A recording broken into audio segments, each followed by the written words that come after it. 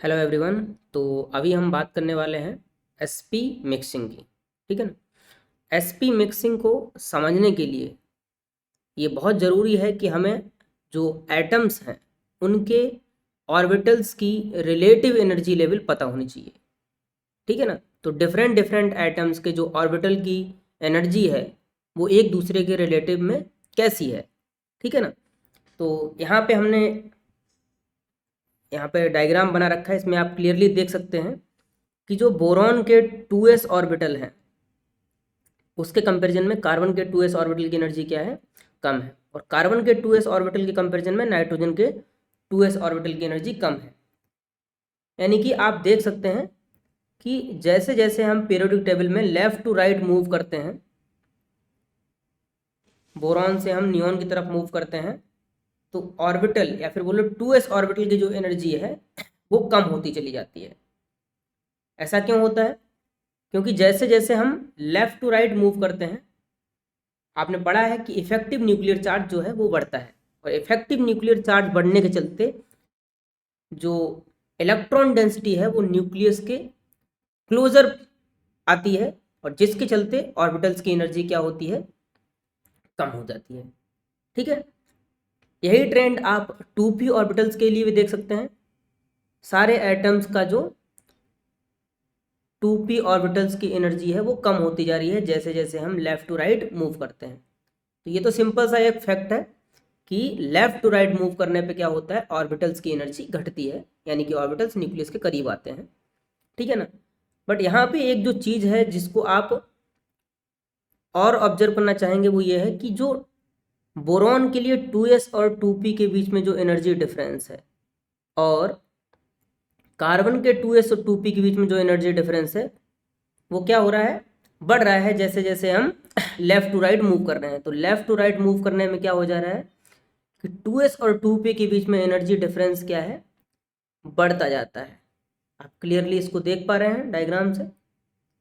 In fact हमारे पास की data भी है, आप यहाँ पे डेटा भी देख सकते हैं कि अगर हम 2s और 2p के जो ऑर्बिटल हैं उनके बीच में जो एनर्जी डिफरेंस उसको हम डेल्टा ई बोलते हैं, तो डेल्टा ई की वैल्यू बोरॉन के लिए 4.5 है, कार्बन के लिए 5.3 है, नाइट्रोजन के लिए 6 इलेक्ट्रॉन वोल्ट है, ऑक्सीजन के लिए 15 इलेक्ट्रॉन वोल्ट है, फ्लोरीन के लिए 20.5 इलेक्ट्रॉन वोल्ट है, और नियॉन के लिए 26.7 इलेक्ट्रॉन वोल्ट है ना।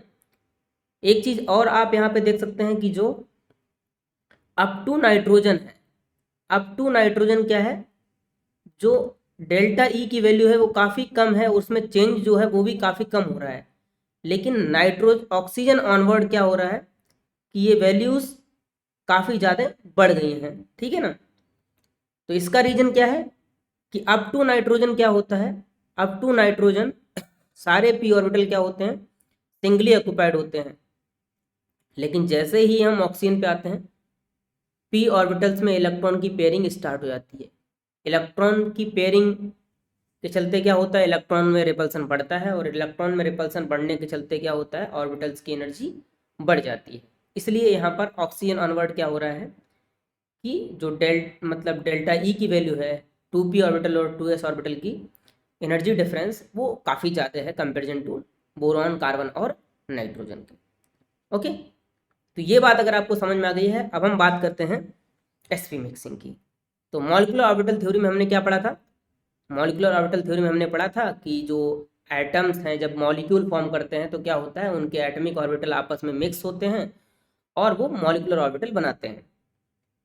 और मिक्सिंग सिर्फ उन्हीं ऑर्बिटल की होती है जो कि सिमिलर एनर्जी के होते हैं, यानी कि जिनकी एनर्जी ऑलमोस्ट सेम होती है। ठीक है ना।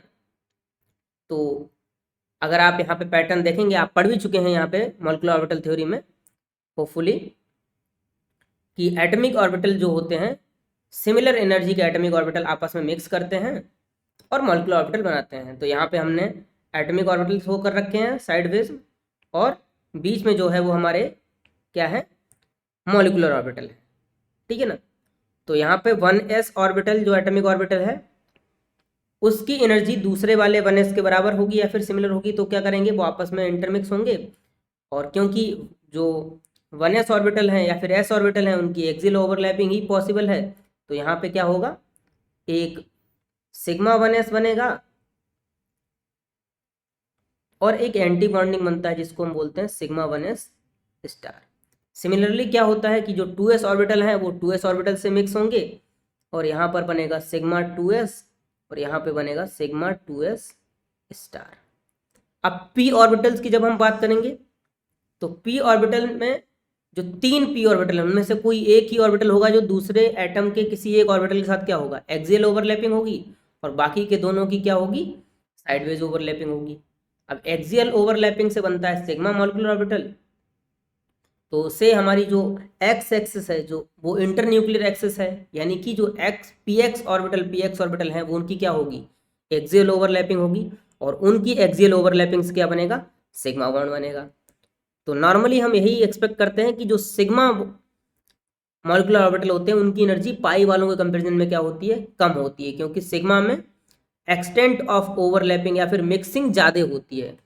तो यहाँ पे क्या बनेगा, 2px की एक्सियल ओवरलैपिंग से सिग्मा 2px बनेगा, और जो yz ऑर्बिटल होंगे py pz उनकी मिक्सिंग से क्या बनेंगे, पाई ऑर्बिटल बनेंगे, पाई मॉलिक्यूलर ऑर्बिटल बनेंगे, तो इसको हम बोलेंगे पाई 2py और पाई 2pz।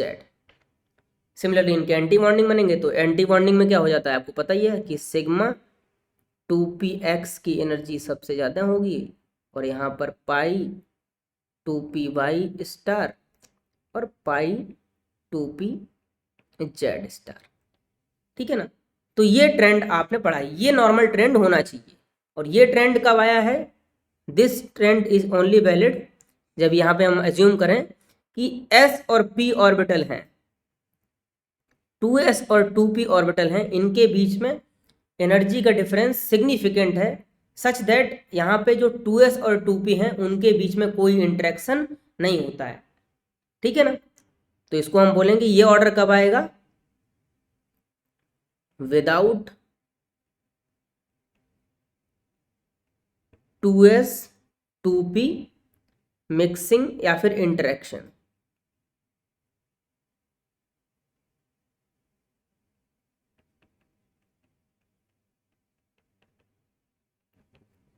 ठीक है ना। तो ये जो है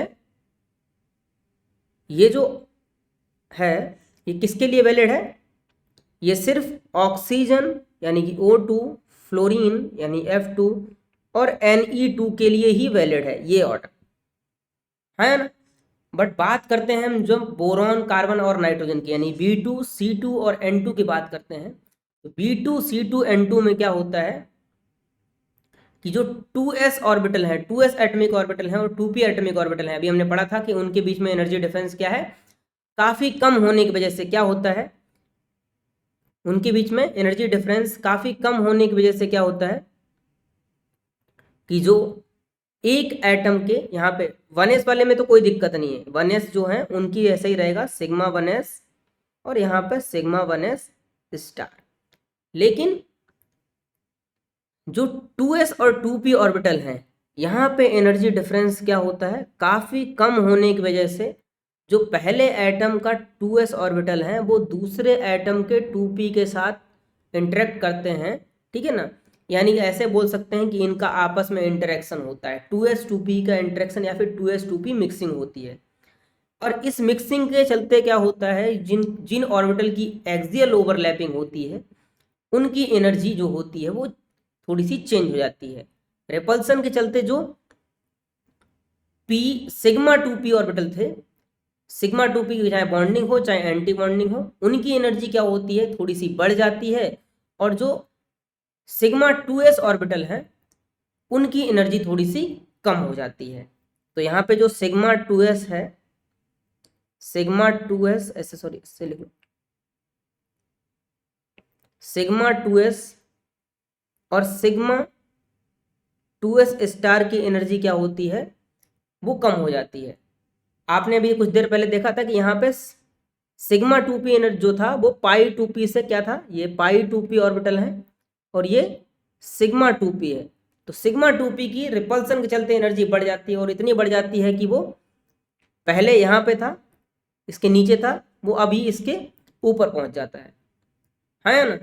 तो रिपल्सन के चलते जो सिग्मा 2p ऑर्बिटल है उनकी एनर्जी बढ़ जाती है और सिग्मा 2s होते हैं उनकी एनर्जी घट जाती है, और इतनी बढ़ जाती है कि जो सिग्मा 2p है वो पाई 2p से भी ज़्यादा एनर्जी वाला हो जाता है।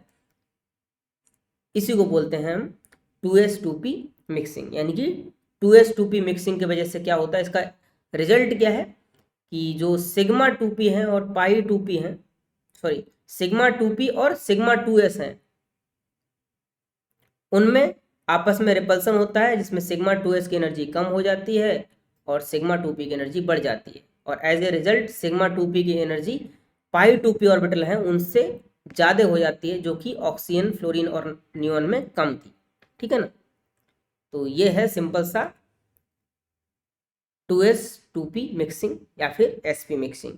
हालांकि यहाँ पे पाई में कोई फर्क नहीं पड़ेगा, ये पाई 2p आप बाय बोल सकते हो, इसको पाई 2p जेड बोल सकते हो, और ये हमारा क्या हो जाएगा, ऐसा एंटी बॉन्डिंग है, और सिग्मा 2p स्टार या फिर 2p एक्स स्टार। ओके, इतना काफ़ी